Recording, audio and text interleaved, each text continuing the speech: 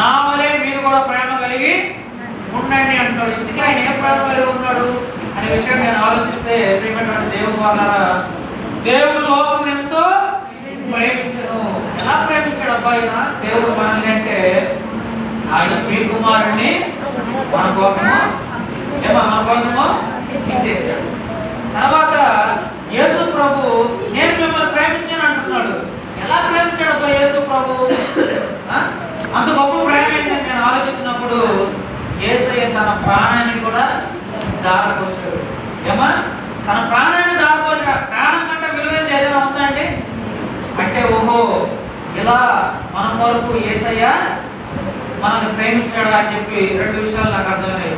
అయితే మనం ఏం చేయాలి ప్రేమించాలనేది ఒక ప్రశ్న. ఏం చేయాలంటే మనం ఎలా ప్రేమించాలి అంటే అప్పుడు నాకు విషయం అర్థమైందండి. ప్రేమ అంటే త్యాగము. తండ్రి యేసయ్య మన కోసం త్యాగం చేసిన కనుక ఆయన ప్రేమించాడు. యేసు ప్రభు తన ప్రాణాన్ని మన కోసము త్యాగం చేసిన కనుక ఆయన మనల్ని ప్రేమించాడు. అయితే మనం ఏం చేయాలి?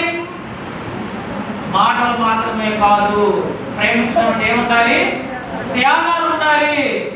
బైబిల్లో చెప్తున్నాడు, విధవరాలను పేదవాళ్ళను నీ పొరుగు వాడిని నేను విశ్వాసిని, నేను ప్రార్థన మాత్రమే చేస్తాను అని అర్థం కాదండి.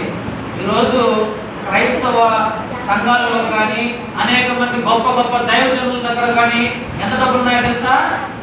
చాలా ఉన్నాయండి.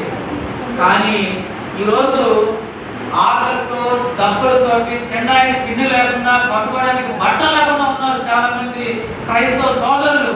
కానీ దేవుడు చెప్పినటువంటి ఆజ్ఞలు కానీ వీళ్ళు పాటిస్తే ఏం చేస్తారండి? నిన్ను వలే నీ పొరుగువాన్ని ప్రేమించడని చెప్పి ప్రార్థన మాత్రమే కాదండి, ఏం చేస్తాడు? సహాయము